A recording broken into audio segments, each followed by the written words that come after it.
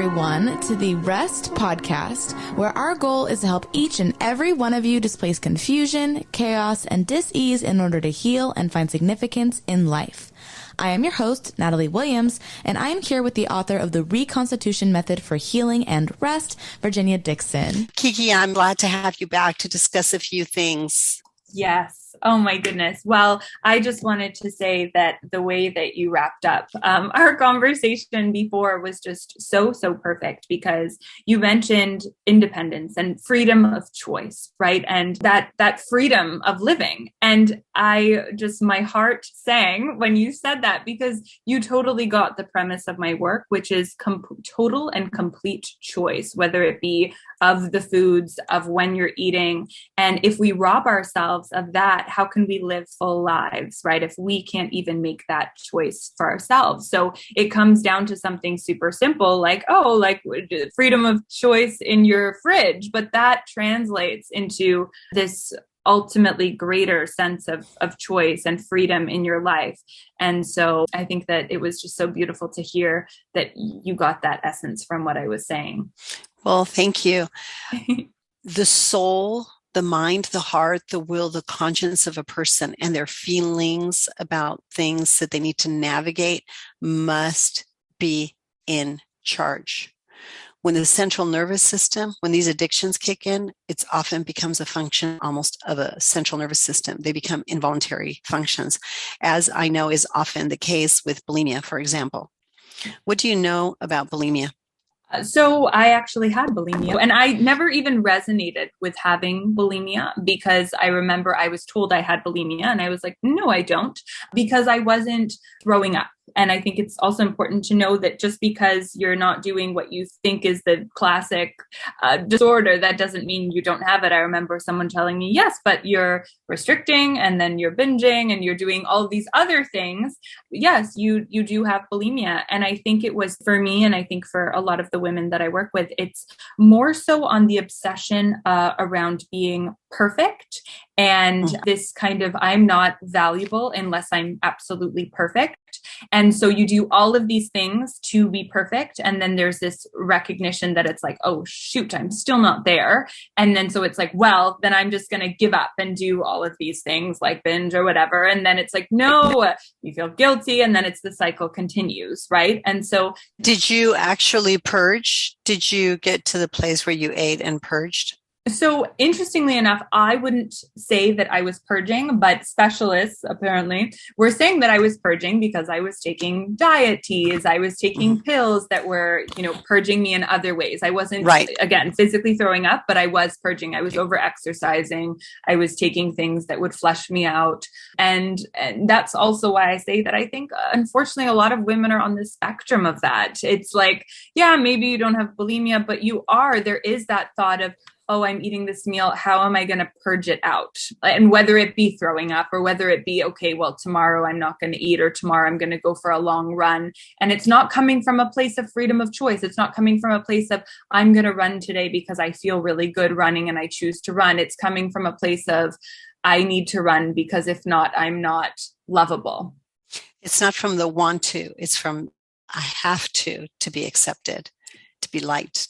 I often say shoulding on yourself. You can't want a should. When we're doing things from a place of want, it's like the heart, as you say, it's aligned, it's powerful, it's leading. When we're doing things from a place of should, it's not, right? We're disconnected from ourselves and we get so good at just doing the shoulds. And then we stop and realize, I don't even know what I like anymore. I don't even know what I want to do anymore, because I've ignored that for so long that now I only know what I should do.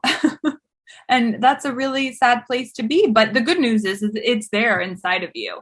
We just have to find it again. Wow. These are very real dilemmas.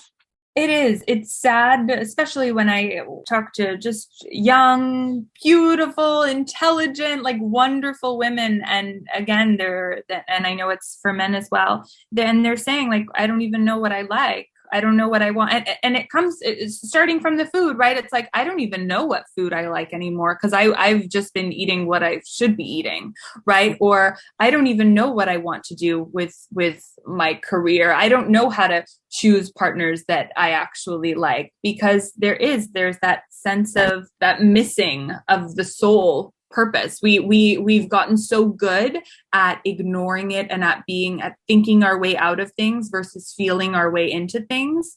And, that can really translate in the way of food, but it also really translates into, as you know, relationships, into career, into so many things when we stop listening to our intuition inside. Our conscience. It's so simple. It's your conscience. If your conscience is fierce, we often discuss the anatomy of dissent here, and it's a small part, but a significant part of our healing matrix is helping people understand how do things unravel in our thinking, and in this case, manifest in these eating disorders. And I keep it really, really simple, and it's profoundly true. And I've never found an exception to this. And lies we believe about ourselves, lies we believe about others, lies we believe about the world around us. So if you find yourself in this state of confusion, chaos, and dis-ease, and in these cycles of binging and purging, like Kiki just mentioned, I want you to just stop right now, just pause, stop everything you're doing and ask yourself, what am I really confused about? My worth and my value in my job, in my marriage, in all my friendships? And is that accurate? Is that my perception, or is it what people are actually saying? And try to write things down. What is it that's causing the greatest amount of confusion, chaos, and dis-ease? And it usually has to do with value, regret, feelings of unworthiness, performance, shame. And write down 3 things pertaining to that one thing. Try to get as specific as you can.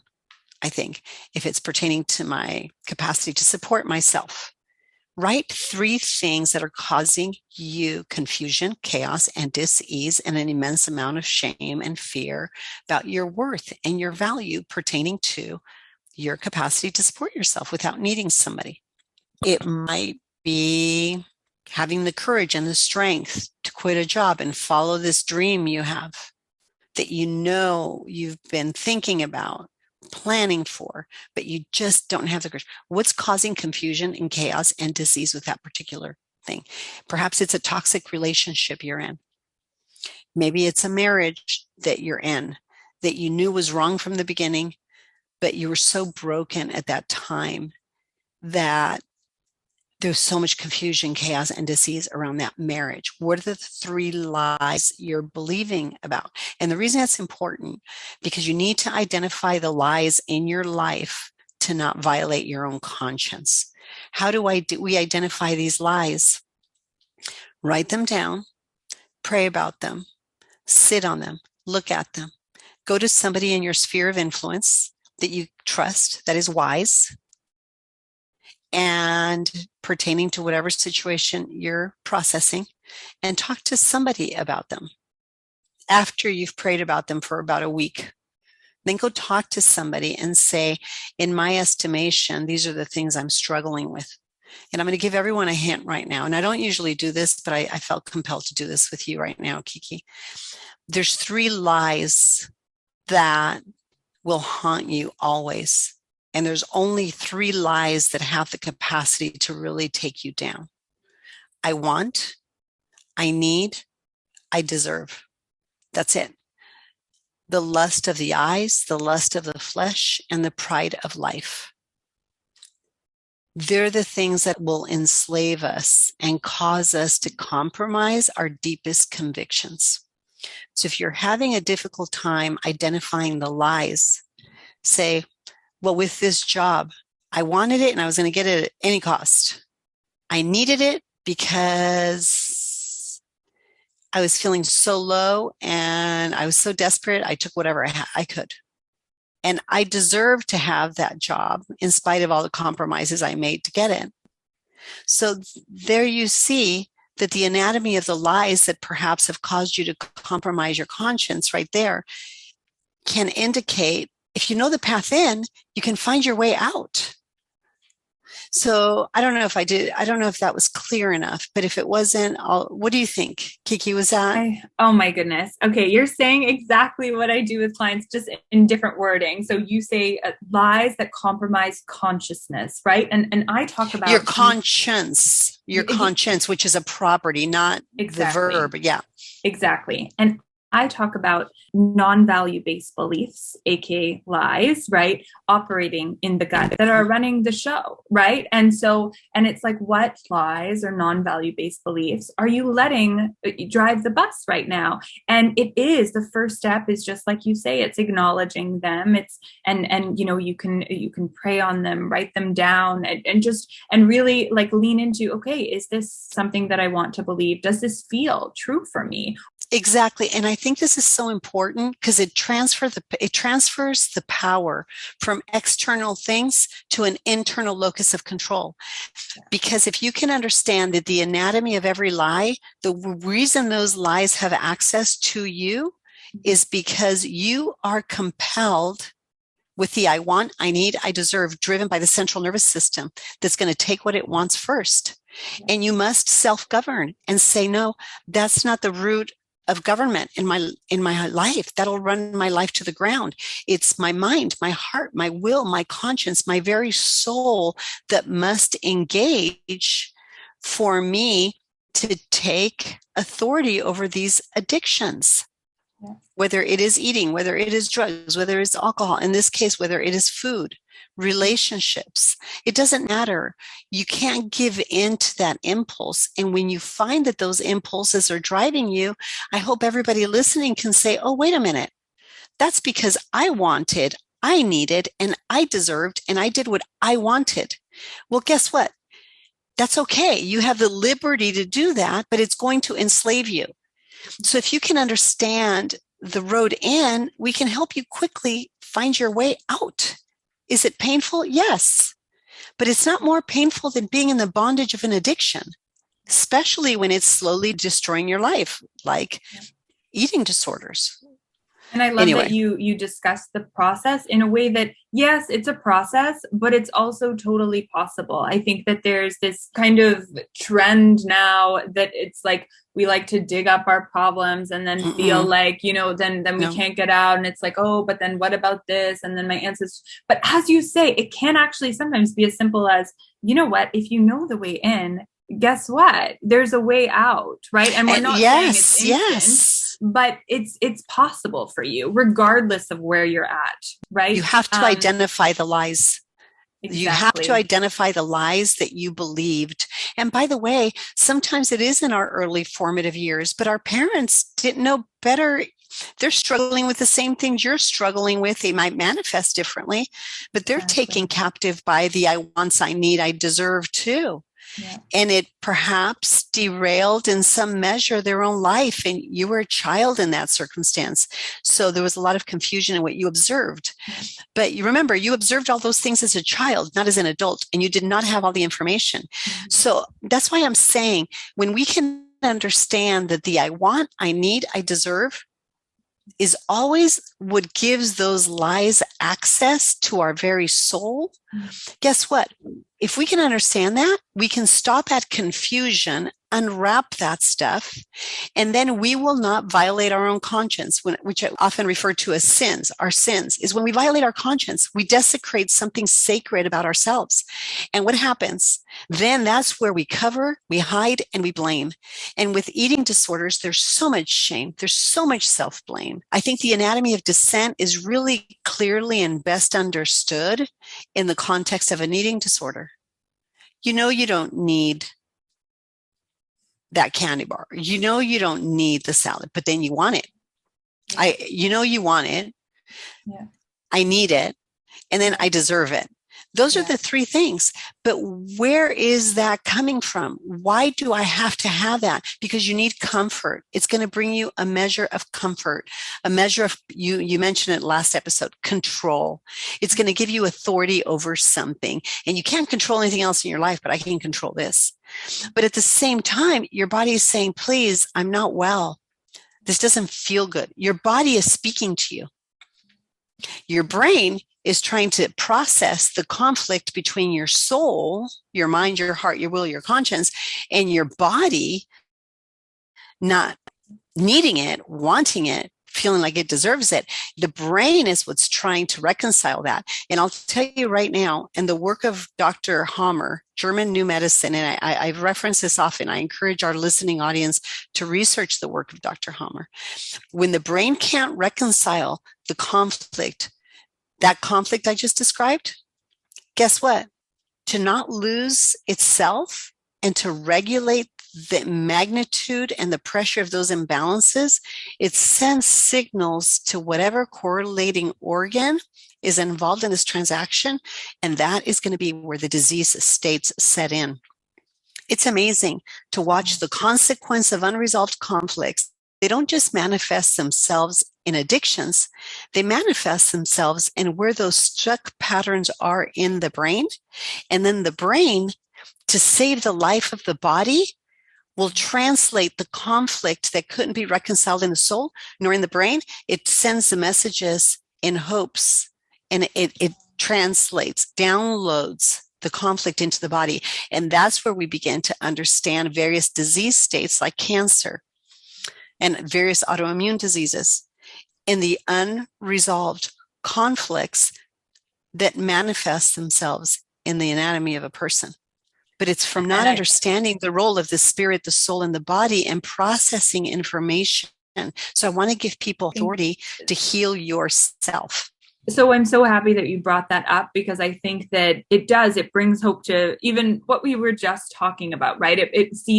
The addiction, that the disorder, it's in a way, it's like, okay, you can stop it and catch it now before it actually manifests as cancer in the body, as something else, right? And so it's a communication from the body. If you're suffering with, whether it be an eating disorder or something else, it's not doomsday for you. It's red flags day.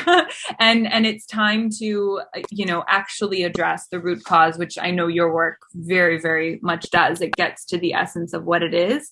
And so I think that it's important to see the light in what you just said and, use this as information and communication so that we can reverse the track. Yes, because then people aren't defining themselves by what they were diagnosed. They're defining themselves by their capacity to self-govern. And it's amazing. The conversations become so substantive. The conversations they have with themselves, the conversations they have with others. I don't believe in the diagnosing, treatment, and cure model. Yeah. The diagnosis is simple. We're conflicted within ourselves. The treatment is 180. Whatever direction you're going, you got to turn the other way. Yeah. And the cure is freedom. That is the model that I subscribe to, because over the last 15 years, specifically the last 8 and 10 years that I served as director of inner healing, I saw the fruit of those words I just spoke. When the diagnosis is a conflict that you have within yourself, and we share this as human beings, we're all conflicted about something, right? We live in a fallen world where there is confusion, chaos, and disease. I speak about this often in the context of my podcasts. Then the treatment is to turn the other way. And that's painful. Yes. And it takes disciplines and it takes conversations like this for sure. And we all learn from each other. But the cure is freedom. And that's when you're not enslaved by things. Anyway, you have the last word. I think you did it perfectly, which was freedom of choice. Let it be your choice. What is health to me? And as I said, as you've said, I've seen the fruits of this as well. Health is freedom. It's choice. It's independence. And so find your freedom, however you can. Let that be your journey and your path back to health. It's freedom. Yes, it is. And that freedom's going to be difficult to find if you don't begin to take back the narrative of wellness. And the narrative of wellness is this: you must understand the philosophy, what's true and what's not, the theology about God is or God isn't, about how the soul works through the brain in the body. We're all theologians and we're all philosophers. The only question is, are we good ones? Can we tolerate conversations from both sides and reason and say, is that congruent with laws of nature, things that are self-evident, and speak to my natural affections? And you will find that the path to healing is a lot easier than you ever dreamt possible. Wow. Thank you so much. Oh my goodness. Thank you. Truly, that was so powerful. I'm so happy that we continued the conversation. Well, it's my honor to have you, and let's collaborate and let's help as many people as we can as possible. Oh, let's do it. Thank you, Virginia. Oh, you're welcome. And those listening, Kiki and I want to invite you to join us in stepping in these places of rest. We have modules online. We have on-demand modules. And we just put something out there because we were hearing from people all over the country. And honestly, since the podcast, we've heard from you all over the world. And we're in the process of getting them translated into other languages. But it's really around these principles of freedom and understanding that to secure freedom, you must understand liberty, your capacity to self-govern. And we have modules. Module 1 is just an overview, so you can understand the language of liberty, how to secure freedom, and understand how to reason and think in ways that will not violate your conscience. Right? And we invite you to that process. Module 2 is about application. We get into the physiology and the anatomy of rest. And then module 3 is you're certified, and to some extent, you're going to be able to take this. Not only will it be beneficial to you in your pilgrimage of healing, but take it to others. So with that, Kiki and I bid you farewell. And thank you all for joining us. Thank you. Bye-bye. We were so pleased to have Kiki with us on the podcast today. And in honor of all of the women who struggle with disordered eating, we want to support your healing by giving 25% off for our on-demand Day of Rest event through our website. Just use the coupon code KIKI in all caps at checkout. If you'd like more information about Kiki or to get in touch, you can go to her website, kikiathanas.com, or follow her on Instagram at Kiki_Athanas. That's ATHANAS. For updates about rest and this podcast, please visit our Instagram or Facebook, The Place of Rest. If you'd like more information about Virginia or to support and join the cause of rest, please go to virginiadixon.com/collaborate or call 949-289-5935. Thank you for listening to Rest with Virginia Dixon. We'll see you next week.